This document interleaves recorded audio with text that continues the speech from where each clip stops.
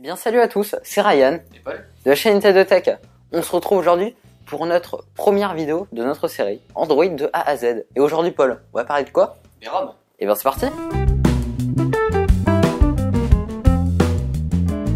Alors déjà la première question qu'on se pose, c'est qu'est-ce qu'une ROM?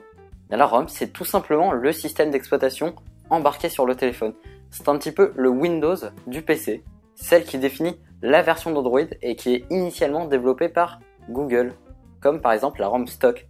Puis il y a d'autres ROM, des ROM constructeurs, qui sont modifiés en collaboration avec Google. Il y a deux types de ROM. En premier, la ROM stock. C'est la ROM développée par Google.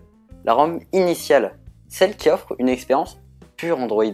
Elle n'est disponible que sur la gamme des Nexus, et surtout, elle a les mises à jour en avance. Elle ne va qu'à l'essentiel. Il y a peu de fonctionnalités, mais offre un très bon soutien développeur. Il y a aussi les ROM constructeurs, aussi appelées surcouches. Elles sont développées en collaboration avec Google, mais ont souvent une apparence vraiment modifiée. Pas pour certaines, mais des fois elles sont peut-être un peu trop lourdes.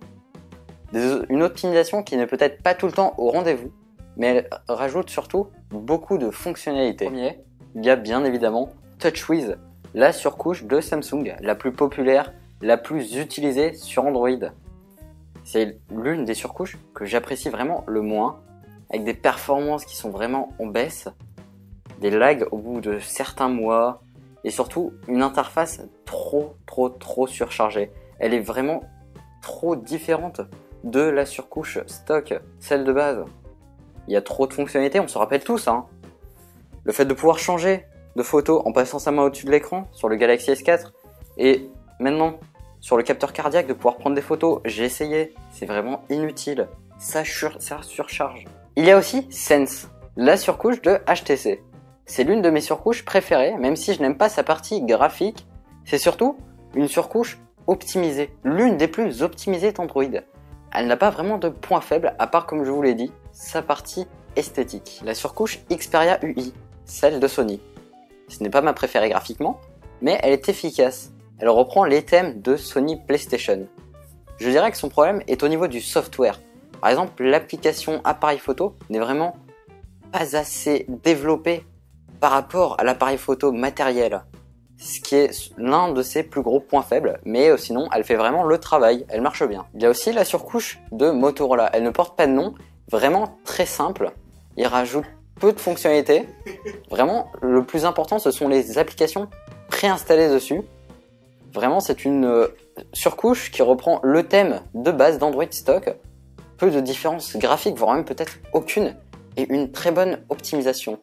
C'est ma surcouche préférée et j'utilise en ce moment même un Motorola Moto X. Il y a la surcouche MUI d'Honor, une surcouche présente sur tous les smartphones d'Honor, mais vraiment c'est une surcouche reprenant en fin de compte le thème d'un iPhone, c'est-à-dire qu'il n'a pas de launcher. Personnellement, ça me gêne un peu. Je suis vraiment Android stock, même pro Android stock. Et là, vraiment, j'ai l'impression de ne plus être sur un Android, mais d'être sur un smartphone, même chinois. Je trouve ça assez gênant, mais il faut s'adapter. Je pense qu'il ne faut pas l'aborder comme un smartphone Android, mais plus comme un smartphone différent avec les services Google. C'est une surcouche qui présente pas mal de fonctionnalités. La plupart sont utiles. Je trouve qu'elle est même assez bien optimisée. Et il y a, enfin, OxygenOS. C'est la toute nouvelle surcouche de OnePlus. Elle est vraiment très jeune. Elle n'est disponible que sur le OnePlus 2 et le OnePlus X, les deux versions du OnePlus X. C'est en fin de compte le pas entre, d'un côté, Android stock, et de l'autre côté, CyanogenMod. CyanogenMod, on vous en reparlera tout à l'heure. C'est une surcouche assez simple, se basant vraiment, comme je vous l'ai dit, entre stock d'un côté pour son apparence et pour des fonctionnalités, comme par exemple l'audio tuner disponible sur CyanogenMod. C'est pour moi l'une des surcouches les plus optimisées aussi. En fin de compte, on remarquera que ce n'est pas souvent les plus grandes marques qui ont les meilleures surcouches.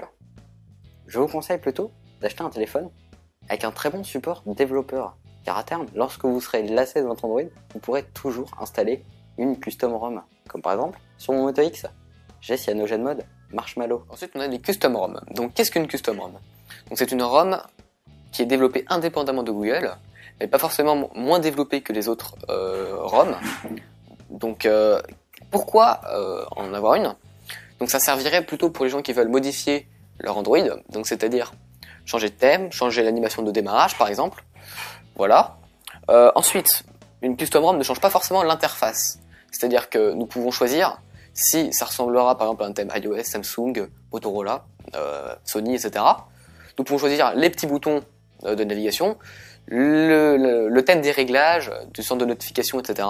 Donc ensuite on a CyanogenMod. Donc c'est une custom ROM qui a pris énormément d'ampleur ces dernières années, si bien qu'aujourd'hui elle compte plus de 50 millions d'utilisateurs à travers le monde. Donc pourquoi cette ROM là plutôt qu'une autre? C'est d'abord, nous pouvons tout personnaliser de A à Z, c'est-à-dire les boutons, etc. encore une fois, et enfin presque toutes les custom ROM sont basées sur CyanogenMod.